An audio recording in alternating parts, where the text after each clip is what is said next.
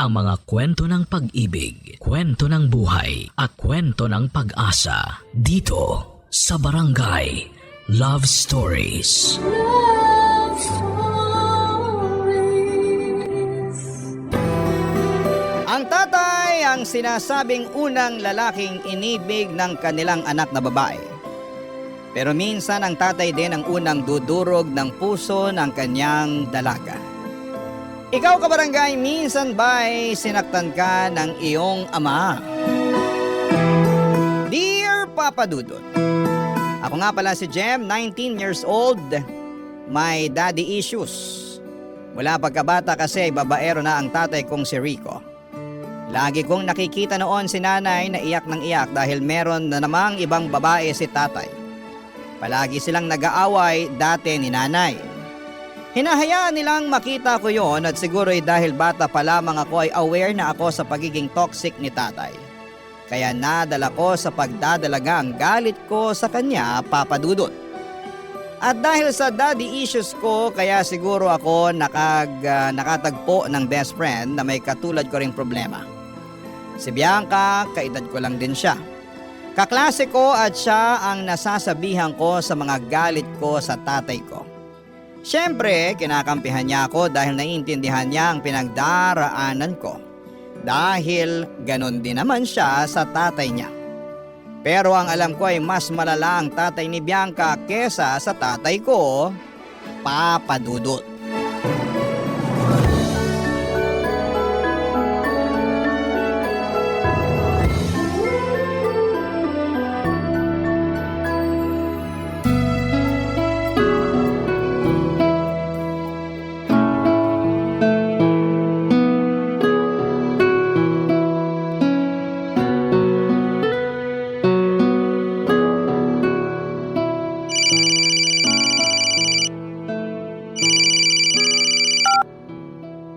Hello? Beshi! Oh, Bianca. Bakit ka umiiyak? Beshi kasi! Ay, nako. Tatay mo na naman bang problema mo? Bakit? Meron pa bang bago? Ano na naman ba kasing nangyari? Gusto niya mag-shift ako ng course. Nursing na lang daw ang kunin ko para mabilis ako makapunta sa ibang bansa. Ha? Sira ulo ba siya? Kung kailan malapit ka ng graduate, tsaka ka naman niya gustong mag-shift? Hindi talaga nag-iisip yung tatay mo, no? Sarap ipaanod sa baha. Sinabi ko naman sa kanya yan. Pinaliwanag ko na malapit na ako makatapos. Tsaka journalism talagang gusto ko. Pero sabi niya, wala naman daw pera sa course ko. Sana, sinabi mo na yan ang passion mo. Hindi naman daw ako mapapakain ng passion ko. Ano bang klaseng tatay siya? Pangarap ng anak hindi masuportahan? Paano na yan? Susundin mo siya. Tumanggi ako. Pero alam mo naman si tatay. Kailangan, lagi siyang panalo. Kaya ikaw na naman tong nagpatalo. Ano bang gusto mong gawin ko? Labanan ko pa siya. Oo! Palagi ka na lang nagre-reklamo sa mga ginagawa sa'yo ng tatay mo eh. Paano ako makakalaban kung binubugbog na niya ako? Pinugbog ka na naman? Dahil lasing ulit? Drugs ulit? Binugbog lang niya ako dahil galit siya. Walang kahit na anong alak o droga. Galit lang siya dahil kinukontra ko siya. Alam mo ang tatay mo talaga kahit kailan eh, no? Ano nang plano mo? Susundin mo siya? Gusto kong takasan siya. Go! Suportahan kita dyan. Lumayas ka na sa bahay niyo. Mula nung namatay ang nanay mo, wala nang ginawang tama yung tatay mo eh. May konti pa naman akong ipon. Hihinto muna siguro ako ngayong sem para mag-work tapos... Ay hindi ka hihinto, Beshi. Sayang oh. Malapit ka nang matapos eh. Ituloy mo pa rin. Patunayan mo sa tatay mo na kaya mo kahit hindi ka niya sustentuhan. Gusto ko naman yung plano mo. Pero kung magpapakatotoo ako, hindi ko kaya, Beshi. Maghahanap ako ng uupahan ko. Siyempre, babayaran ko yun. Iba pa yung gastos sa pagkain ko. Magbabayad pa ako ng tuition. Beshi, paano kung sa bahay ka muna tumira? Mahal ka naman ni nanay eh. Parang anak na ang turing niya sa'yo. Nakakahiya, Beshi. Baka naman maging pabigat pa ako. Sa Sabi mo nga halos gipitin na rin kayo ng tatay mo sa sustento. Tapos dadagdag pa ako. Ano ka ba? Magaling mag-budget si nanay. Tsaka tumulong-tulong ka na lang sa mga gawaing bahay para bayad ka na. Tapos kung makahanap ka ng sideline, di yun. Mag-abot ka kay nanay kung may pasobra ka. Pero walang pressure. Maiintindihan ka ni nanay. Bala ko naman talagang maghanap ng trabaho eh. Isasabay ko na lang yun sa pag-aaral ko. Mag-aambag ako syempre. Basta Beshi, papayag ang nanay mo ha. Tsaka dapat hindi magalit ang tatay mo sa akin. Baka isipin niya, dagdag pa akong palamunin. Hindi yan. Akong bahala. Mag-impake ka na ha. Uuwi ka na sa amin, Beshi. Punching bag si Bianca ng tatay niya, Papa Dudut. Alam namin yon ni nanay kaya kampante lang din ako na i-offer ang bahay namin sa kanya kasi alam kong gusto rin siyang tulungan ni nanay. Halos maiyak nga ako noon at si nanay noong makitang bugbog sarado si Bianca noong dumalaw sa amin. At minsan pa ay pinilit siya ng tatay niya na sabayan siyang mag-drugs. Tinulungan namin siya ni nanay para ipabarangay ang tatay niya. Ipapahuli na rin sana sa pulis ang tatay niya kaya lang ay naawa si Bianca. Hindi rin niya matiis ang tatay niya.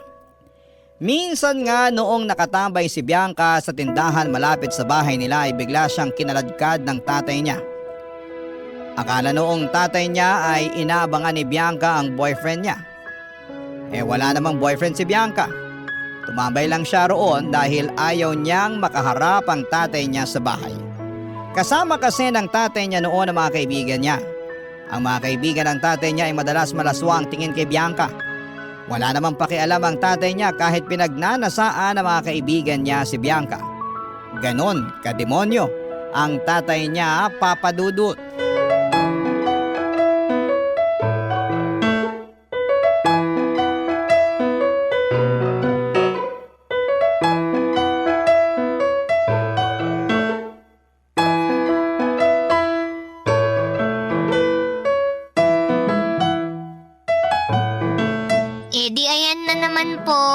Nagdrama na nga siya. Jim! May lang naman yun, Bianca. Ito naman. Katakot kayo ha. Ngayon pa lang, nagkakampihan na kayo ni nanay. Palibhasa, hindi mo ako makampihan kapag nagtatalo kami ng tatay mo. Lo, si nanay. Sa'yo kaya ako kampi, syempre. Kaya lang, nakakapagod na kasi yung away niyo ni tatay. Gusto ko lang i-prioritize yung mental health ko. Kaya ayaw akong nakikisawsaw sa mga away niyo. Bakit po ba kayo nag-aaway ni Tito Rico? Di dahil sa pambababae niya. Linggo-linggo na lang. Iba't ibang babae ang nahuhuli kong kausap niya. At hindi lang kausap, Bianca ha. Ka-eme na rin. Sinundan nga ni nanay sa motel si tatay dati. Nakipagsabunutan pa sa kabit ni tatay. Ang walang kwenta nitong tatay. Aba, yung kabit pa ang kinampihan. Ayun, tinulak ako sa kanal. Ang kapal na mukha nila. Tita, bakit hindi niyo na lang po hiwalayan? Niloloko na po pala kayo ng paulit-ulit eh. Paano ba? Pinaramdam na sa amin ni tatay na hindi kami mabubuhay kapag umalis kami sa poder niya. Tama naman siya. Siya ang bumubuhay sa amin. Di tis na lang talaga. Diba, Nay? Kahapon nga, nahuli ko na naman. May kausap na ibang babae. Ako, estudyante pa. Ang galing talaga mambola ng tatay mo, Jem. Alam ko yung estudyante na yan, Nay. Last month pa nakaka-date ni tatay yan eh. Last month pa? Pero wala kang sinabi sa akin. Nakakasawa na kasing i-report sa inyo. Wala rin namang nangyayari. Kahit pagsabihan o bungangaan nyo si tatay, hindi pa rin siya magbabago. Babaero pa rin siya hanggang next life niya. Grabe naman po pala si Tito Rico, no? Sweetheart! Jem! Andito kami sa sala. May tinake out akong liempo. Eto, kainin nyo na. Tiran nyo lang ba yan ng kabit mong estudyante? Saan naman galing yan? Sweetheart naman, walang papantay sa'yo kahit sino pang bata ang iharap sa akin. Halika nga rito, pakis nga kahit dalawa lang. Ano ba? Tigilan mo nga ako, Rico, hindi ako tanga. Alam kong nambababae ka na naman. Kailan ka ba magbabago, ha? Kapag nakita mo na ako sa loob ng kabaong? Huwag ka namang ganyan magsalita, sweetheart. Hindi ko kakayanin kapag nawala ka. Ikaw ang buhay ko eh. Sinungaling! Palagi mo na lang ako sinasaktan. Huwag kang maniwala sa mga chismis. Gusto lang nilang sirain ang relasyon natin. Inggit lang sila dahil meron kang asawang mukhang 30 pa lang. Pogi at matikas, di ba? Ay nako, hindi mo na ako madadaan sa ganyan. Hindi mo na ako mabobola. Hindi kita binubola, sweetheart. Isumpa ko pa yan sa harap ng anak natin at itong si... Bianca po, Tito. Beshi po ako ni Jem. Itong si Bianca. Napakaganda naman ng kaibigan ng anak ko. Jem, mag-ayos-ayos ka nga rin naman para hindi nakakaya pag tumabi ka rito sa kaibigan mo. Hala, si Tito Rico naman.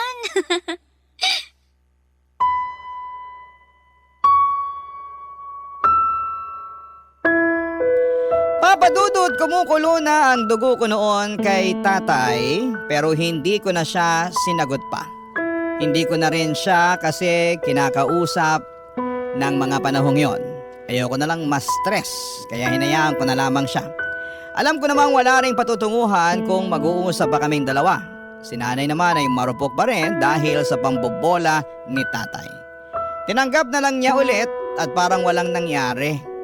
Parang hindi siya na-stress na nalaman niyang bagong estudyanteng kabit ni tatay. Sobrang martir ni nanay, Papa Dudut. Alam niyo bang ilang beses nang nagkaroon ng sakit si tatay dahil sa pakikipagsiping niya sa iba't ibang mga babae. Nahawa na nga rin si nanay isang beses. Pero imbes na iwan ay mas lalo pang dumikit si nanay kay tatay. Dahil pinaramdam sa kanya ni tatay na wala nang ibang papatol kay nanay, lalo't nahawahan na siya ni tatay ng sakit. Akala ni nanay, hindi ko alam ang tungkol doon pero napakinggan ko yon habang nagtatalo silang dalawa sa kwarto, Papa Dudut. Barangay Love Stories. Barangay Love Stories. Mula nang tumira si Bianca sa bahay, kahit papaano ay naging maginhawa ang buhay namin ni nanay. Masipag ang beshi ko. Kahit na hindi na utusan ni nanay ay siya na ang nagkukusa. Kaya madalas ay nag-relax lamang ako at nakakapag-focus sa pag-aaral ko. Magaling nga itong si Bianca na pagsasabay niya ang pag-aaral, pagtatrabaho at pagtulong niya sa bahay namin. Bilib nga si nanay at parang mas paborito na niya si Bianca kesa sa akin. At ganon din ang nangyari kay tatay. Kung kami ni tatay ay hindi nagbabanding, sila ni Bianca ay madalas magkausap. Kapag umuwi si tatay sa bahay ay lagi silang nagkakausap. Minsan pa nga ay sabay silang nanonood ng basketball. Aaminin kong naiinggit ako kapag nakikita ko ang bonding nilang dalawa. Dahil hindi naman kami nagkaroon ng ganong koneksyon ni tatay. Bakit kaya ni tatay nagagawang makipag-bonding kay Bianca? Pero sa akin na sarili niyang anak ay hindi niya magawa, Papa Dudut.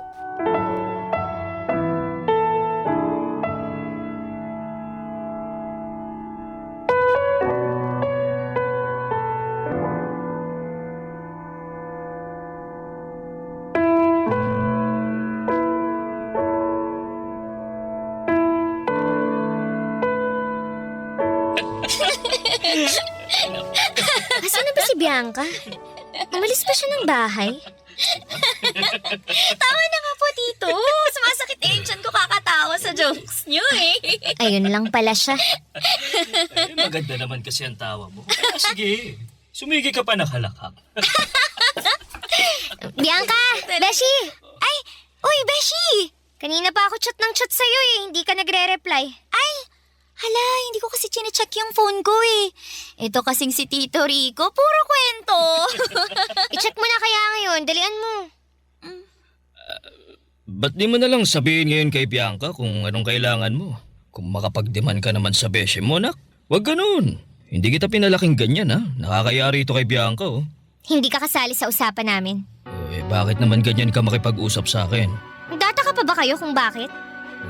Mabuti pa tong si Bianca. Kaya akong respetuhin. Ngayon lang yan. Hindi ka pa kasi masyadong kilala. Pusta ano? After a month, makikita na niya kung ano man ang nakikita ko sa'yo. Beshi, okay naman si Tito Rico. Masyado mo lang yata siyang ginajudge. Wow! So si tatay na ba ang bagong beshi mo? At kayo na tong nagkakampihang dalawa, ha? Uy, Beshi, hindi naman sa ganun. Kaya lang... Samantalang dati, lagi mo akong kinakampihan kapag nagsusumbong ako sa'yo tungkol sa kanya. Oh, ako pala tong sinisiraan mo sa kaibigan mo eh. Bakit ka naman ganyan, anak? Sarili mong tatay sinisiraan mo sa ibang tao. At ako ba tong masama ngayon? Maliban na sabihin ko sa kaibigan ko ang totoo. Huwag nga kayong manipulative, Tay. Kilala niyo ang sarili niyo. Uy, Jem, Beshi, Oo, tama na. kilala ko sarili ko. Alam kong mabuti akong ama. Hindi ako perpekto, pero ginutom ko ba kayo ng nanay mo? Pinabayaan ko ba kayo? Obligasyon niyong buhayin kami ni nanay. At saka kung makapagsalita naman kayo, akala niyo consistent kayong magbigay ng pera kay nanay. Kung hindi pa nga siya magmakaawa sa inyo, hindi pa kayo mag-aabot eh. Siya hindi naman palagi malakas ang kita ko eh. Matuto ka naman magpasalamat. Mabuti ka't hindi ako kagaya ng ibang amaryan na tinalikuran ng mga anak nila eh. Parang itong si Bianca. Pinabayaan na lang ng tatay. Di ako gagaya ron. Maayos ako. Di ako nangiiwan ng pamilya. Hindi nang iiwan, pero nang bababae naman. Beshi, huwag ka naman Kakampihan mo talaga si tatay, ha? Bakit hindi? Wala naman akong ginagawang masama. Ikaw lang tong gumagawa ng problema at ikagagalit mo, Jem. Nananahimik ako rito eh. Tapos pinagbumukha mo akong masama sa harapan ng kaibigan mo. Nakakahiya? Nakakahiya? Talaga ba, ha? Meron kayo nun? Beshi, hindi na tama yung pananalita mo sa tatay mo. Awat na. Oo, sige na. I-check ko na lang yung messages mo sa akin. Wag na. Magsama na lang kayo ni tatay. Tingnan mo tong batang to. Ang lakas ng toyo. Panang mana sa nanay. Nako, kung masama lang akong tatay, sinaktan na kita eh. Kaso hindi ako ganon. Hindi ako kagaya ng tatay ni Bianca na nambubugbog. Babait ako. Umawat ka na nga, tay. Ikaw na tong kinakampihan ng best friend ko, oh. Kung ano-ano pang sinasabi mo dyan. Magsama kayo ni Bianca. Buisit!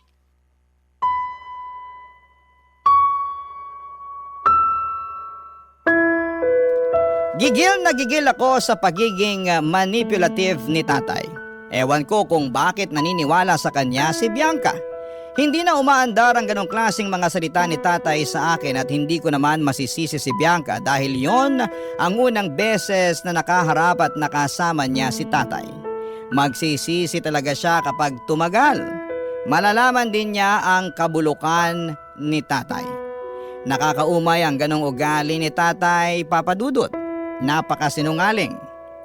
Akala niya siguro nakakatuwa ang pagiging bolero at mayabang niya. Panayang puri sa sarili hindi naman totoo ang mga sinasabi. Dahil sa pagiging close ni na tatay at Bianca nawala na ng time ang best friend ko sa akin.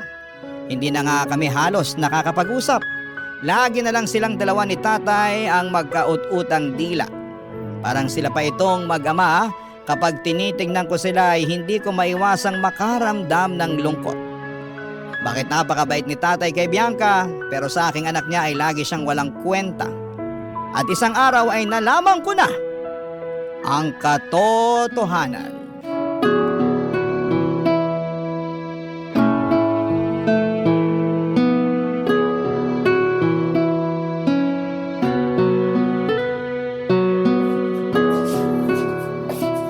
Si Jem tsaka si tatay. Bakit palagi silang nawawala? Hanapin ko nga. Baka kung ano nang ginagawa ng mga yun. Teka. Ano yun? Anong ingay yun? Puntahan ko nga.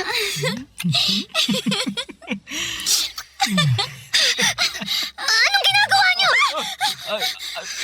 Beshi! Anak! Mababoy kayo! Bakit kayo naghahalikan? Bakit kayo nagyayakapan? Beshi, magpapaliwanag ako. Beshi mo yung mukha mo! Paano mo ito nagawa sa akin, Bianca?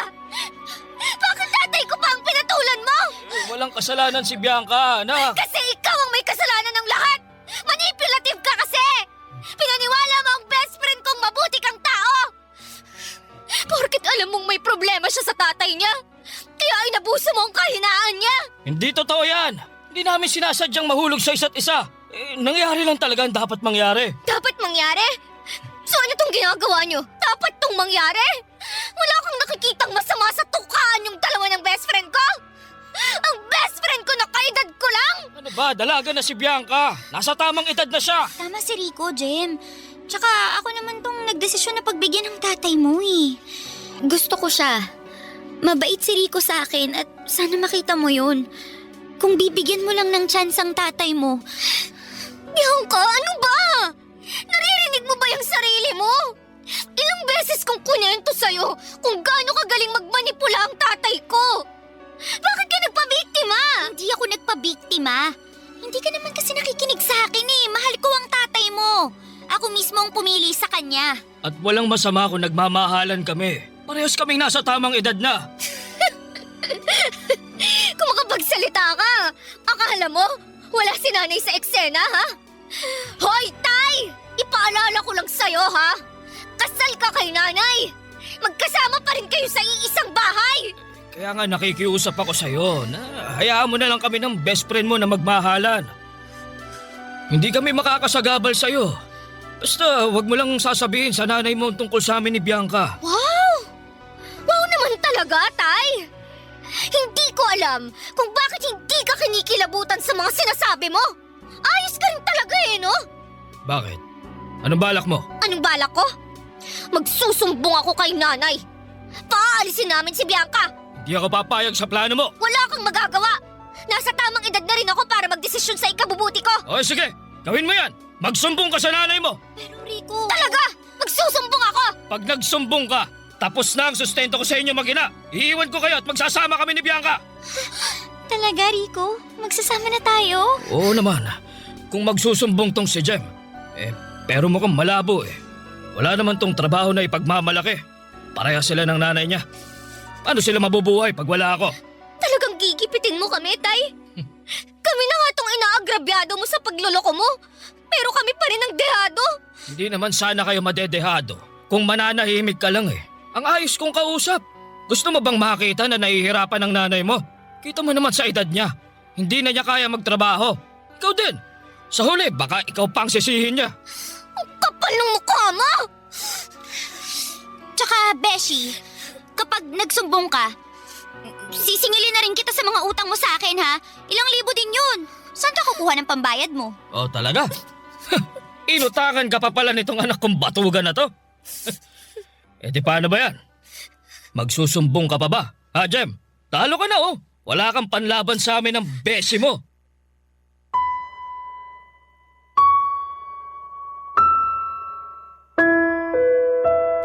Nagtawanan lamang sina Tatay at Bianca nang makitang gipit na ako sa sitwasyon nilang dalawa.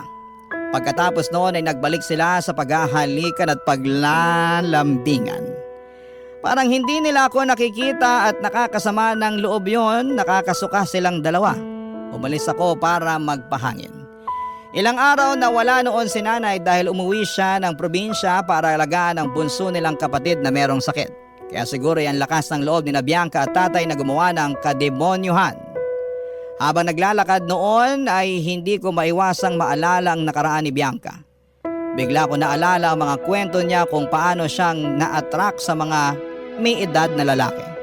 May mga naging boyfriend siya na halos kaedad ng mga tatay namin.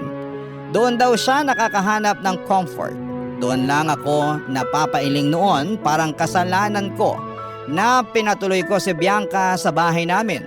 Parang ako pa ang naging dahilan kung bakit nila pinagtataksilan si Nanay Papa Dudut. Barangay Love Stories. Barangay Love Stories. Hindi ako nagsumbong kay nanay kahit kating-kati na ang dila ko na magsabi kay nanay, pero hindi ko po ginawa, Papa Dudut. Pero pansin niyang balisa ako at madalas kong iwasan si nanay. Nakokonsensya kasi ako at iniiwasan na rin si Bianca. Galit na galit ako sa kanya at wala naman siyang attempt na lapitan po ako. Ni mag-sorry ay wala sa kanyang bokabularyo. Tuloy pa rin ang relasyon nila ni tatay. Kapag wala si nanay ay doon sila malayang naglalandian. Kapag ando naman si nanay sa bahay ay nag-check-in na lamang silang dalawa. Sobrang bigat sa pakiramdam na itago ang sikreto nilang dalawa, Papa Dudut. Pero wala akong magawa, hawak kami ni tatay sa leeg at alam kong tototohanin niya ang pagbabanta niyang iiwan niya kami ni nanay at pababayaan oras na magsumbong ako. At si Bianca, totoo naman kasing malaki ang inutang ko sa kanya. Pero ang inutang ko sa kanya ay ginamit namin ni nanay para pangtapal sa kulang na allowance na inaabot ni tatay sa amin. At napakasakit lang na ginamit ni Bianca yon para gipitin ako sa sitwasyon namin. Grabe ang pinagdaanan ko noon, Papa Dudut.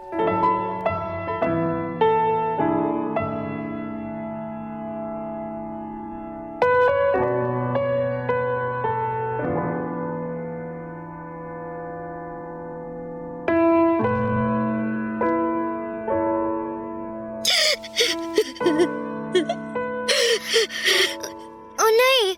Bakit po kayo umiiyak? Ang tatay mo kasi, Jem. Ano na naman bang ginawa niya? May kutob ako na meron na naman siyang bagong kabit. May bago pa ba dyan? Hindi ka na nasanay, Nay. Alam ko namang lagi siyang may kabit, anak. Hindi siya nawawala ng babae. Alam ko rin naman yun. Pero iba kasi ngayon eh. Anong ibig niyong sabihin? Hi, tita! Hi, Jem. Hi, Bianca. Anong pinag-uusapan niyo? Wala kang pakialam. Ito talagang beshi ko. Wala na naman sa mood. Si tita na nga lang ang kausapin ko. Tita, anong meron? Parang pinagsakluban ka ng langit at lupa ah. Ang Tito Rico mo kasi, Bianca. Alam kong may babae siya.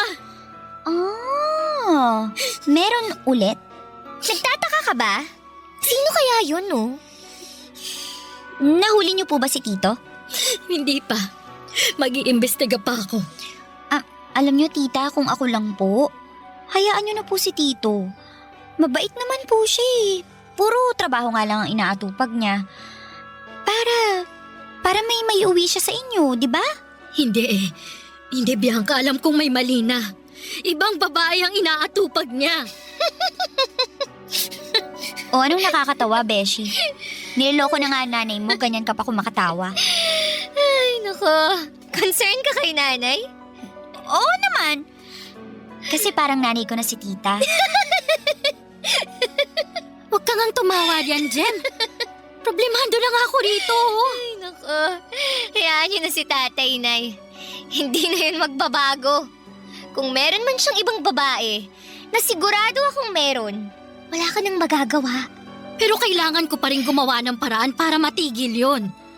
Alam mo bang, bawas na naman ang binibigay niyang pera sa akin? Kasi sigurado ako, binibigyan niya ng pera ang kabit niya. Oo, no? Siguro yung pera ni tatay. Pinambibili niya ng sapatos tsaka bag ng kabit niya. Ano sa tingin mo, Beshi? Ganun kaya yun? Hindi naman siguro gagawin yun ni Tito. Sa inyo pa rin ni tita napupunta ang pera niya. Talaga lang ah. Ano ba to? Tumatawag na naman yung inutangan ko ng bigas natin. Teka nga at sasagutin ko lang. Hoy, Jem. Isang beses pa napaparinggan mo ako ng ganito sa harapan ng nanay mo. Humanda ka. At anong gagawin mo? Isusumbong kita kay Rico. Diyan ka naman magaling eh. Magsumbong sa tatay ko. Oo. At gagalingan ko palalo para iwanan niya kayong mag-ina. Ganyan ka talaga kasama, Bianca? Sumasama lang ang ugali ko kapag kinakalaban na ako. Beshi.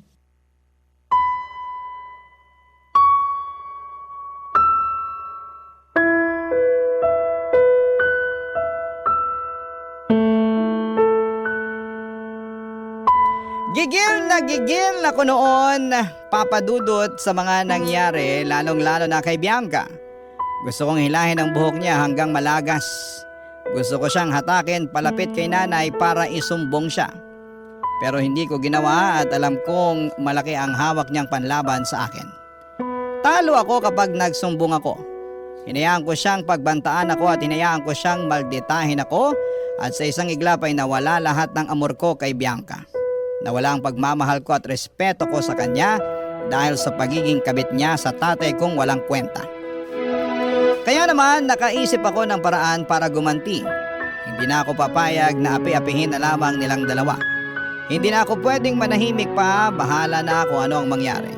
Kahit iwan na kami ni tatay, pagkatapos nitong gagawin ko ay wala na akong pakialam.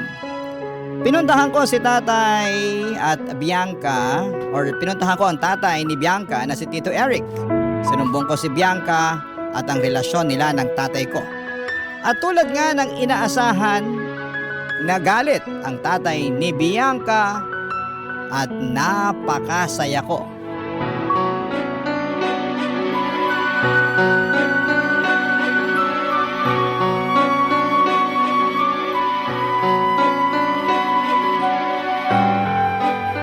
Sigurado ka ba talaga sa sinasabi mo?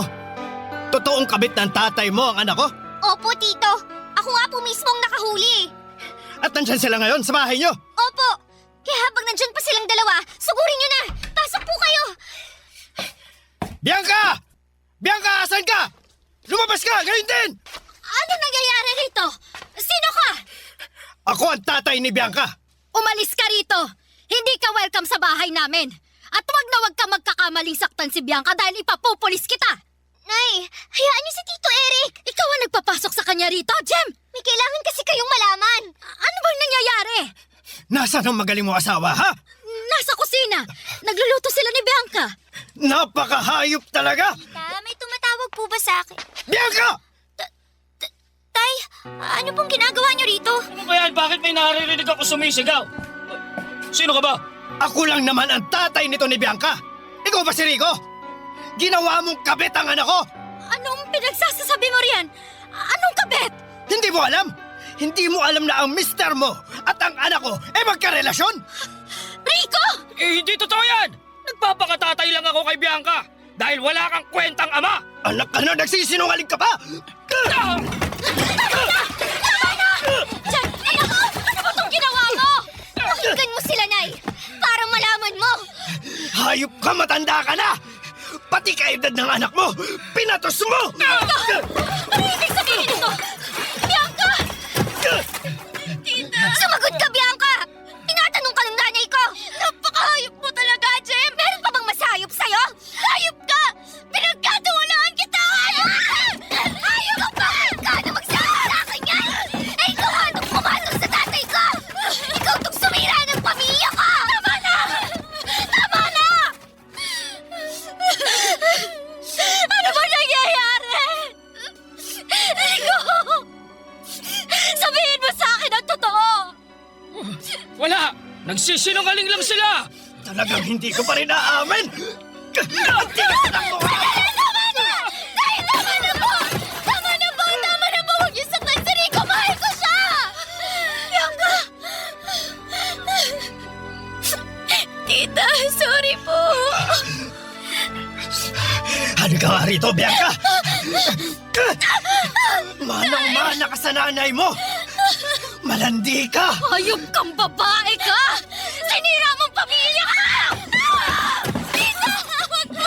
Aray! Tama na po! Tama na po! Tama na po! Beshi, tulungan mo ako, please! Sorry, Beshi. Ginusto mo yan. Kaya magdusa ka.